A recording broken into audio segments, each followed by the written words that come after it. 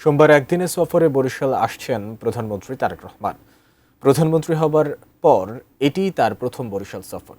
প্রধানমন্ত্রী এই সফরকে ঘিরে বরিশাল সহ দক্ষিণাঞ্চলে বিএনপি ও অঙ্গ সংগঠনের নেতাকর্মীদের মধ্যে ব্যাপক উৎসাহ উদ্দীপনা বিরাজ করছে।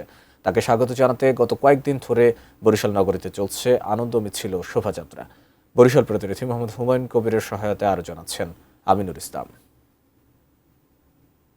জাতীয় সংসদ নির্বাচনের আগে ৪ ফেব্রুয়ারি বরিশালের বেলস পার্ক মাঠে নির্বাচনী জনসভা করেন বিএনপি চেয়ারম্যান তারেক রহমান। এর আগে ২০০৬ সালের ১৪ মে তিনি একবার বরিশাল সফর করেছিলেন। এবার প্রধানমন্ত্রী হয়ে বরিশাল আসছেন তারেক রহমান। সোমবার সকালে প্রধানমন্ত্রী ঢাকা থেকে সড়ক পথে বরিশাল আসবেন। প্রথমে বরিশালে গরু নদী পৌঁছে ভাটাজোর নবখননকৃত সড়ককল বাটাজোর খালের পাড়ে বৃক্ষরোপণ কর্মসূচিতে অংশ নেবেন ও গাছের চারা রোপণ করবেন। পরে তিনি বরিশাল নগরীর বধ্যভূমি সংলগ্ন সাগরদী খালের পাড়ে আয়োজিত বৃক্ষরোপণ কর্মসূচিতে অংশ নিয়ে গাছের চারা রোপণ করবেন। বিকেল ৩টায় বরিশাল শিল্পকলা একাডেমি মিলনায়তনে বিএনপির কর্মী সভায় প্রধানমন্ত্রী তারেক রহমান বক্তব্য রাখবেন। প্রধানমন্ত্রীর সড়ক পথে বরিশাল আসার সময় সর্বস্তরের মানুষ সড়কের দুপাশে দাঁড়িয়ে শুভেচ্ছা ও স্বাগত জানাবে। প্রধানমন্ত্রী হয়ে তারেক রহমানের বরিশালের এই সফরকে ঘিরে দলীয় নেতাকর্মী ছাড়াও সাধারণ মানুষের মধ্যে ব্যাপক উৎসাহ উদ্দীপনা। তারা প্রধানমন্ত্রীর আগমনের অপেক্ষায়। বরিশাল ঢাকা মহাসড়কের ভাঙ্গা থেকে কুয়াকাটা পর্যন্ত ৬ লেনের সড়ক, বরিশাল ভোলা সেতু নির্মাণ ও ভোলার গ্যাস আনাসহ আরও কিছু দাবি প্রধানমন্ত্রীর কাছে তুলে ধরবেন এই অঞ্চলের মানুষ। বরিশালকে আবারও উন্নয়নের আরেকটা নতুন ধাপে নিয়ে যাবে বলে মনে করি মাননীয় প্রধানমন্ত্রীর সফরের মধ্যে দিয়ে। বরিশাল বিভাগ থেকে আমরা সর্বোচ্চ আসন দিয়েছি।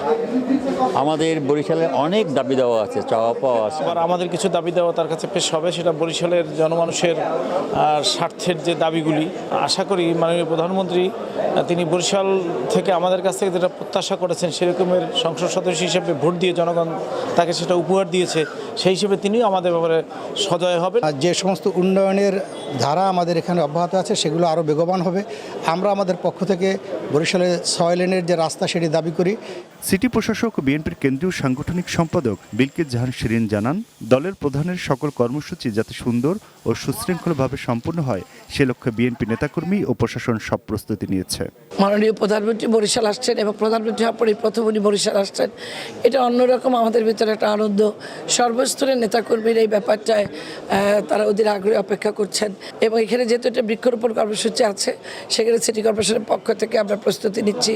বরিশালের প্রশাসন, ডিসি প্রশাসন, বিভাগীয় কমিশনার, সর্বস্তরের প্রশাসনের সবাই সহ আমরা বিএনপি এবং সিটি কর্পোরেশন আমরা সবাই এক হয়ে ঐক্যবদ্ধভাবে মাননীয় প্রধানমন্ত্রীকে বরণ করে তার প্রতিটি কর্মসূচি যেন সুশৃঙ্খলভাবে সুন্দরভাবে সম্পন্ন করতে পারি সেই জন্য চেষ্টা করে যাচ্ছে।